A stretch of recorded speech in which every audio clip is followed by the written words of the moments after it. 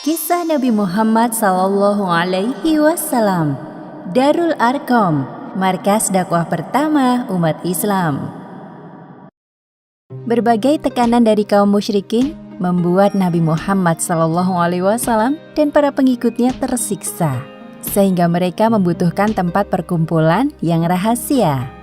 Pada pertengahan tahun keempat kenabian, seorang pemuda bernama Al-Arqam bin Abil Arqam menawarkan rumahnya kepada Nabi untuk dijadikan tempat dakwah beliau, yang kemudian dikenal dengan sebutan Darul Arqam. Kaum kafir Quraisy tidak kehabisan akal dalam menghalangi dakwah Nabi Muhammad SAW. Berkat perlindungan dari Abu Thalib, mereka tidak berani mengusik Nabi.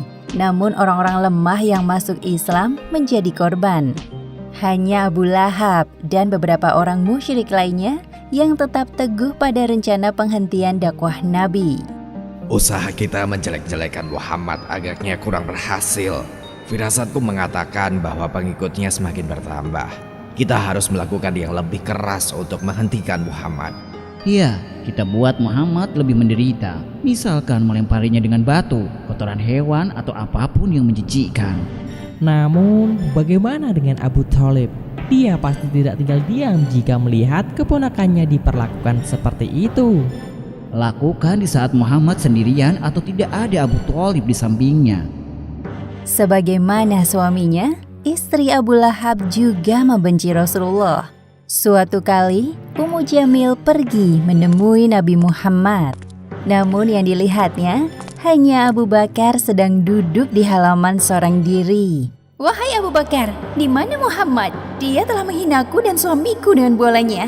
Kalau aku bertemu dengannya, akan aku pukul wajahnya dengan batu ini." Abu Bakar hanya diam. Dalam hati, ia bingung mendengar ucapan Ummu Jamil. Padahal jelas-jelas Nabi duduk di sampingnya. "Hah? Karena kau hanya diam, aku anggap kau tidak tahu di mana Muhammad." Kemudian Ummu Jamil meninggalkan tempat itu dengan penuh amarah. Wahai Nabi, tidaklah engkau mengira dia melihatmu? Dia tidak melihatku. Allah telah menutup pandangannya dariku. Subhanallah. Para tetangga dekat Nabi Muhammad yang dihasut oleh Abu Lahab turut menyakiti beliau. Tepat ketika Nabi keluar dari rumah, para tetangga jahat ini melempar isi perut domba. Namun Nabi dengan sigap menutupi wajahnya dengan dahan pohon yang telah disiapkan dan membersihkannya. Wahai Bani Abdul Manaf, tetangga macam apakah ini? Tidak hanya itu, pembesar Bani Makhzum, yaitu Amr bin Hisham alias Abu Jahal, beberapa kali menyakiti Nabi Muhammad. Kebenciannya terhadap Nabi juga didasari atas fanatik kesukuan. Bani Makhzum menganggap bahwa kabilah Nabi, yaitu Bani Hashim, adalah musuh. Ketika Nabi sedang sholat, Abu Jahal meminta tolong kepada kawannya untuk dibawakan kotoran hewan. Lalu Abu Jahal melemparkan kotoran di atas kepala Nabi Muhammad yang sedang bersujud dalam sholatnya. Lihat Muhammad itu. Setelah Fatimah membersihkan kotoran di atas kepala Nabi, barulah Nabi bangun dari sujud dan menyelesaikan sholatnya. Ya Allah, hanya kepada Engkau aku menyerahkan keadaan kaum Quraisy ini. Tidak sampai di situ, Abu Jahal berniat menginjak tengkuk Nabi yang sedang bersujud. Hah? Apa yang terjadi? Wahai Abu Hakam, mengapa engkau lari terbirit-birit seperti itu? Tadi sewaktu aku hendak mencelakai Muhammad. Katakan dengan jelas, kami tidak mengerti ucapanmu. Jadi, tadi sewaktu aku hendak mencelakai Muhammad, aku melihat di hadapan kami ada parit api dan beberapa sayap. Hah? Sungguh? Setiap kali mendengar kabar bahwa ada orang yang masuk Islam, Abu Jahal tidak tinggal diam. Jika mereka dari golongan orang terpandang, maka Abu Jahal menjanjikan sejumlah uang. Untuk apa kalian masuk Islam? Lagi pula, belum ada bukti bahwa ajaran yang dibawa Muhammad itu paling benar. Lebih baik gunakan waktu untuk bekerja. Aku siap membantu jika kalian kesulitan dalam hal keuangan. Benarkah itu, wahai Abu Hakam? Iya, dengan satu syarat, jauhi Muhammad dan para pengikutnya. Lain halnya jika mereka adalah kaum muslim yang lemah, Abu Jahal akan turun langsung untuk menyiksanya. Ya Allah, hanya kepadamu hamba berserah. Aku tidak akan berhenti sampai kalian mau keluar dari Islam. Demi Allah, aku tidak akan keluar dari Islam. Berani sekali kau melawan tuanmu. Dasar budak tidak tahu diuntung. Karena engkau tidak mau murtad, kau juga akan aku hukum, sama seperti suamimu. Tidak ada yang bisa menggoyahkan keimananku kepada Allah, termasuk engkau, Tuan. Banyak bicara kau ini. Tidak hanya Yasir dan Sumayyah, Bilal bin Rabah juga merasakan penderitaan yang serupa. Namun Abu Bakar berhasil menyelamatkan Bilal di saat penyiksaan terberat menimpanya. Abu Bakar mendekati Umayyah dan mencoba menawar Bilal. Abu Bakar juga membeli beberapa budak lain yang disiksa majikannya karena masuk Islam, lalu memerdekakan mereka. Di antaranya adalah Abu Fakihah, Khabbab bin Al-Arad, Zinnirah, Nahdiyah, dan kedua putrinya, Ummu Ubais dan Amir bin Fuhairah.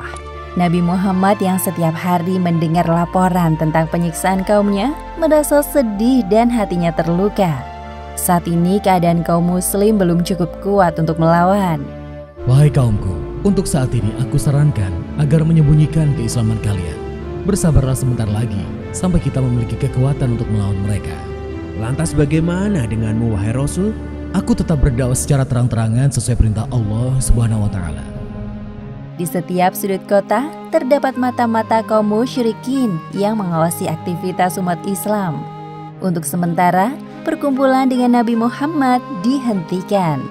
Pada suatu hari, seorang sahabat bernama Al-Arqam bin Abil Arqam mendatangi Nabi Muhammad SAW.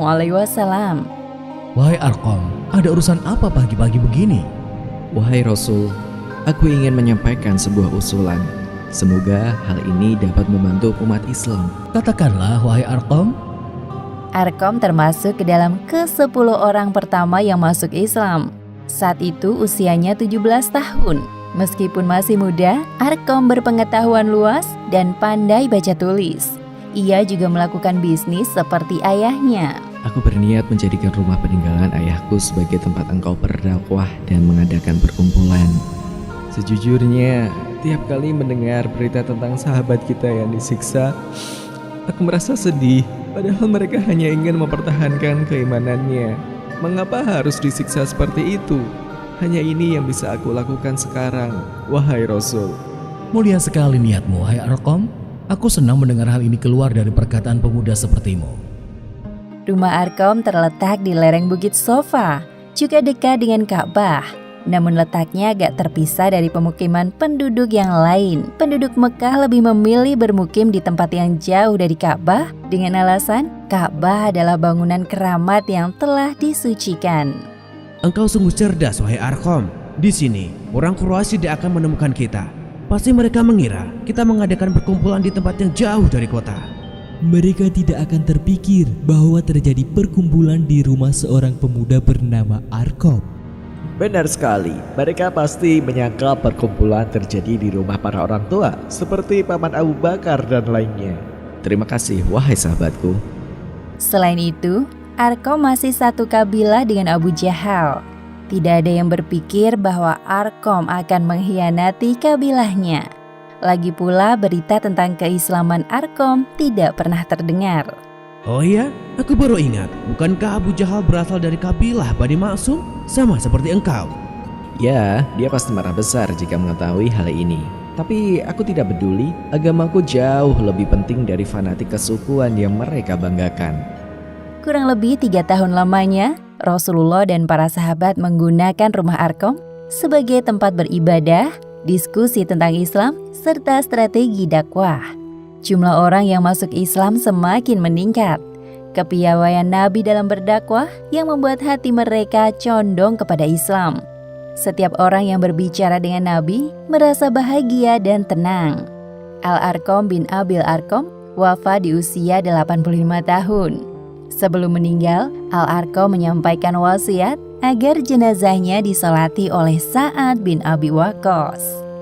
Demikianlah akhir kisah Darul Arqam, markas dakwah pertama umat Islam. Hikmah yang dapat kita ambil dari kisah ini, sebaik-baik manusia adalah yang bermanfaat bagi orang lain. Seperti keputusan Al-Arqam yang mewakafkan rumahnya untuk umat Islam di usianya yang masih muda, patut kita teladani. Wallahu a'lam bishawab.